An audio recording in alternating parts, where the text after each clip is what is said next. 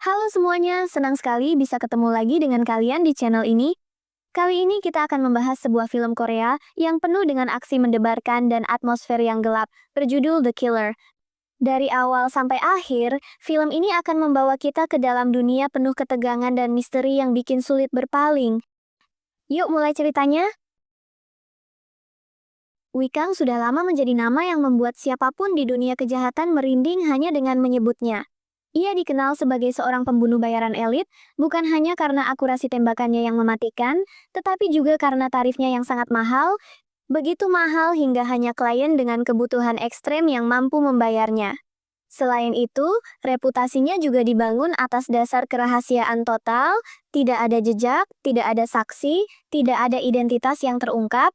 Setelah bertahun-tahun mengumpulkan kekayaan dan menghabisi banyak nyawa, Wei Kang akhirnya memutuskan untuk pensiun dari dunia gelap itu. Ia ingin mencari sesuatu yang tidak bisa dibeli dengan uang, yaitu kedamaian. Bersama Sujin, istrinya, ia berusaha membangun kehidupan yang sederhana dan tenang, jauh dari kekacauan dan kekerasan yang dulu membuatnya terkenal. Segalanya berjalan dengan damai dan stabil, sampai suatu hari Sujin mengajukan permintaan yang tidak biasa. Ia berencana pergi berlibur bersama teman dekatnya yang sudah lama tidak bertemu, dan ia meminta Wei Kang untuk menjaga Sun, anak tiri temannya yang berusia 17 tahun, selama ia pergi. Ayah Sun sudah meninggal setelah bercerai, dan karena itu ia tidak ingin meninggalkan Sun sendirian di rumah. Wei Kang merasa tidak nyaman dengan gagasan harus tinggal serumah dengan seorang remaja yang tidak ia kenal dengan baik. Ia merasa seorang gadis 17 tahun seharusnya sudah cukup dewasa untuk mengurus dirinya sendiri. Namun, karena Sujin bersikeras dan memohon, akhirnya Wei Kang menyerah dan mengiyakan permintaannya. Keesokan harinya, Wei Kang mengantar Sujin dan temannya, Nora, ke bandara. Malam harinya ia pergi menjemput Suun di sebuah kafe. Di tengah perjalanan pulang, Suun meminta izin untuk bermalam di rumah temannya.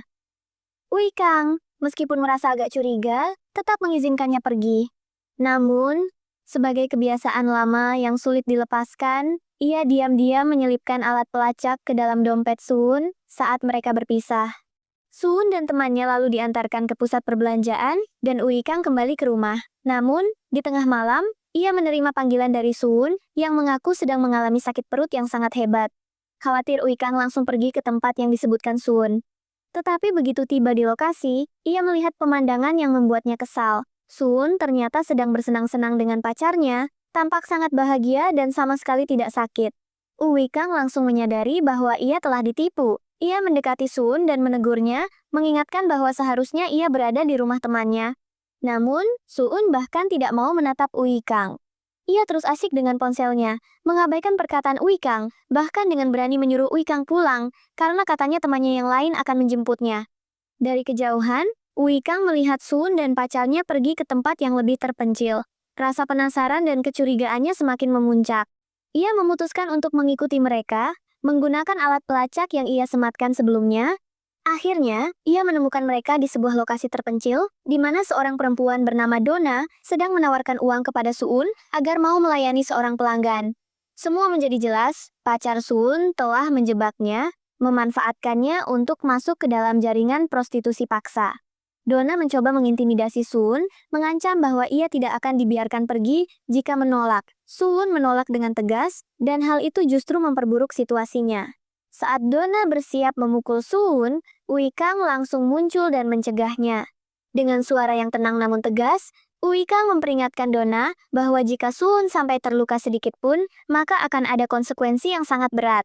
Pacar Suun mengira Wei Kang hanyalah pria tua biasa, mencoba menyerangnya, tapi ia langsung menyadari kesalahannya. Dalam hitungan detik, Wei Kang telah melumpuhkannya dan merebut senjatanya. Saat beberapa pria lain ikut menyerang, Wei Kang menunjukkan mengapa dulu ia begitu ditakuti. Dengan gerakan cepat dan presisi, ia menjatuhkan semua penyerang satu persatu, membuktikan bahwa ia jauh dari sekadar pria tua yang sudah pensiun. Setelah mengusir semua orang, Donna mencoba menusuk Wei Kang dari belakang, tapi satu pukulan keras dari Wei Kang cukup untuk membuatnya roboh. Tanpa membuang waktu, Wei Kang membawa Sun pergi dari tempat itu. Kejadian malam itu mengubah hubungan mereka. Sun, yang sebelumnya dingin dan acuh tak acuh terhadap Wei Kang, mulai melihatnya dengan mata yang berbeda. Perlahan benih pertemanan yang tak terduga mulai tumbuh di antara mereka. Malam itu juga, mereka pergi makan malam bersama. Dalam perjalanan pulang, mereka tiba-tiba dihadang oleh razia polisi. Seorang petugas bernama Lee menjelaskan bahwa beberapa mahasiswa baru-baru ini dibunuh di wilayah tersebut, sehingga pihak kepolisian sedang memperketat pengawasan. Lee memeriksa mobil Ui Kang, lalu akhirnya melepaskannya. Namun, setelah kembali ke rumah, Ui Kang merasa gelisah. Ia memutuskan untuk mencari tahu lebih dalam tentang kasus pembunuhan mahasiswa tersebut. Dan yang ia temukan sungguh mengejutkan. Para korban yang dibunuh adalah orang-orang yang ia hadapi malam itu. Setelah membaca berita itu, Ui Kang merasa bersalah. Ia merasa mungkin ia bisa mencegah kematian mereka jika bertindak lebih cepat. Keesokan harinya, petugas Lee muncul di rumah Ui Kang, kali ini dengan sikap yang lebih menyelidik. Ia membawa foto-foto dari kamera pengawas dan menanyakan mengapa mobil Ui Kang terlihat berada di sekitar lokasi kejahatan pada malam sebelumnya. Ui Kang menjawab dengan tenang, mengatakan bahwa jalan itu memang ramai dan banyak kendaraan yang lewat. Ui Kang tetap tenang, mengatakan bahwa gambar itu tidak cukup jelas untuk dijadikan bukti. Namun, sikap Lee yang terlalu agresif membuat Ui Kang curiga. Ia mulai merasa bahwa Lee bukan hanya ingin menemukan pelaku, tapi justru mencoba menyalahkannya. Setelah Lee pergi, Sun yang terlihat sangat terpukul, mendekati Ui Kang dan meminta maaf dengan suara pelan dan tatapan penuh ketakutan. Melihat ekspresi itu, Ui Kang teringat pada masa lalunya, pada seorang gadis muda yang pernah ia temui, yang saat itu sedang berada di ambang bunuh diri. Kala itu, Ui Kang berhasil meyakinkannya bahwa masih ada harapan, bahwa hidup masih bisa diperbaiki. Kenangan itu tiba-tiba muncul kembali saat ia melihat Sun. Tapi sebelum pikirannya sempat melanjutkan, telepon Sun berdering. Di ujung sambungan, suara dingin Donna menyampaikan pesan tanpa basa-basi, semua pria dari malam sebelumnya sudah tewas, dan yang lebih buruk lagi, pisau milik Ui Kang, lengkap dengan sidik jari Ui Kang, kini berada di tangannya. Ancamannya jelas, jika Ui Kang tidak datang menemuinya, dalam waktu 1 jam, ia akan menyerahkan pisau itu ke polisi. Tanpa pilihan lain, Ui Kang setuju untuk datang, tapi sebelum pergi, ia selalu waspada. Ia memberikan Sun sebuah gelang khusus yang tersembunyi pelacaknya, sebuah jaminan diam-diam bahwa tidak peduli apa yang terjadi, ia akan tahu di mana Sun berada. Tujuannya adalah sebuah gedung tua yang sudah rusak. Di sana, Ui Kang disambut oleh Zhang, sepupu Donna, yang juga terlibat dalam bisnis kotor, penculikan dan perdagangan manusia, terutama anak-anak di bawah umur. Dengan sikap sombong, Zhang memerintahkan salah satu anak buahnya untuk membunuh Ui Kang. Itu adalah kesalahan besar. Dalam hitungan detik, Ui Kang melumpuhkan sang penyerang. Tanpa ragu-ragu, ia langsung menuntut agar Donna menyerahkan pisau itu. Donna menolak.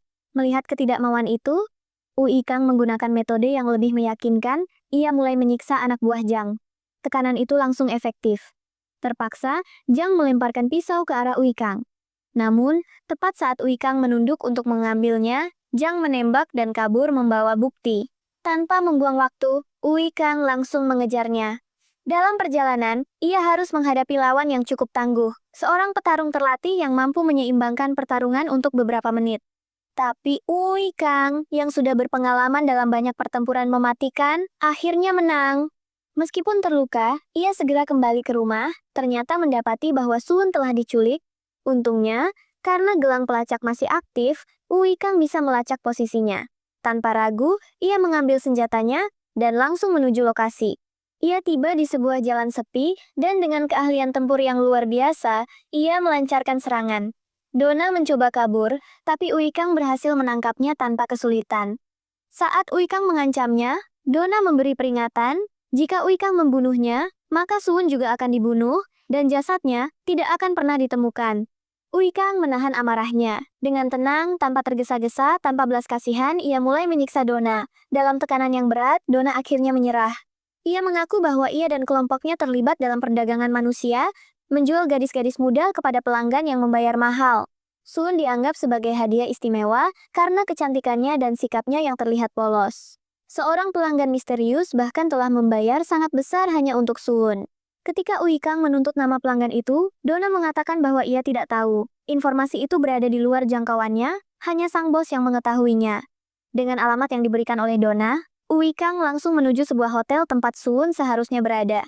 Namun, tak lama setelah itu, polisi tiba di lokasi yang sama. Petugas Lee menemukan jenazah Donna di salah satu kamar hotel.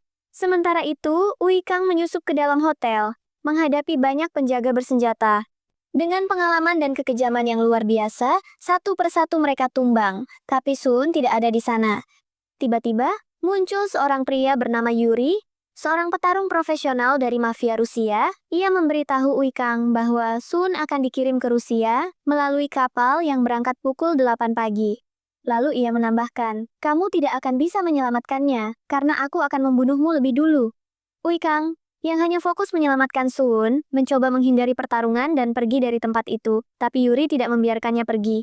Pertarungan antara keduanya sangat brutal. Keduanya adalah petarung berpengalaman, dengan tubuh dan pikiran yang terlatih dalam pertempuran nyata. Tidak ada yang mau menyerah. Namun, saat ada celah, Ui Kang bertindak cepat. Ia mengikat Yuri dengan tali, lalu dengan manuver berani, melompat keluar dari jendela, dan mendarat di atas sebuah mobil, yang ternyata adalah mobil milik petugas Lee. Lee langsung muncul dan mengarahkan senjata ke Ui Kang, memerintahkan agar ia menyerah. Tapi Ui Kang, dengan cepat, langsung merampas senjata Lee dalam sekejap, dan menjadikannya sandera.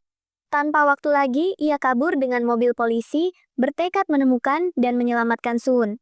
Setelah beberapa saat, Ui Kang tiba di pelabuhan pengiriman, satu-satunya tempat terakhir sebelum Suun dikirim ke Rusia. Dengan cermat, ia mengamati dari kejauhan dan melihat Suun yang dikurung di dalam sebuah mobil. Tanpa ragu, ia langsung menyerang. Dalam hitungan menit, semua penjaga yang menjaga Suun tewas, dan Suun berhasil diselamatkan. Namun, ketenangan itu tidak berlangsung lama. Jang muncul dan siap bertarung. Ui Kang, tanpa ampun, menghajar Jang dengan sangat kejam, lalu memaksanya untuk mengungkap siapa yang memesan Sun. Jang tetap diam dengan sikap sombong. Ui Kang pun mengakhiri percakapan itu dengan membunuhnya. Di sisi lain, petugas Lee menyaksikan semua ini dengan wajah pucat ketakutan. Saat Ui Kang memeriksa tubuh Jang, ia menemukan sebuah ponsel. Panggilan terakhir yang tercatat di ponsel itu adalah ke nomor Lee. Dalam sekejap, semua menjadi jelas, petugas Lee ternyata bagian dari jaringan perdagangan manusia. Tanpa membuang waktu, Ui Kang mengancam Lee, jika Lee tidak mengungkap siapa bos besar di balik operasi ini, maka ponsel itu akan diserahkan ke media, membongkar semua kejahatan dan korupsi Lee. Dengan tim polisi lain yang sedang dalam perjalanan, Lee akhirnya menyerah.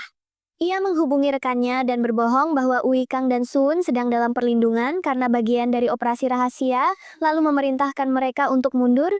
Ui Kang dan Sun dibawa ke rumah sakit. Saat Sun mulai sadar, ia menangis dan meminta maaf, menyalahkan dirinya atas semua yang terjadi. Ui Kang, dengan ketenangan yang dalam, menenangkannya. Ia berkata bahwa semua ini bukan salah Sun. Dalam hati, Ui Kang tahu bahwa ia justru membawa lebih banyak dosa daripada yang bisa dilihat oleh siapapun. Saat itu, Lee memperingatkan Ui Kang bahwa ia telah melakukan banyak pembunuhan. Tapi Ui Kang dengan dingin membalas, ia tahu Lee bekerja sama dengan bos Jang, karena saat keluar dari gedung tadi, ia menemukan jenazah Donna yang disembunyikan di bagasi mobil Lee sendiri. Jika polisi lain menemukan mayat itu, maka rantai bukti bisa langsung mengarah ke pemimpin jaringan ini. Karena itulah Lee membuang mayat itu untuk menutupi jejak.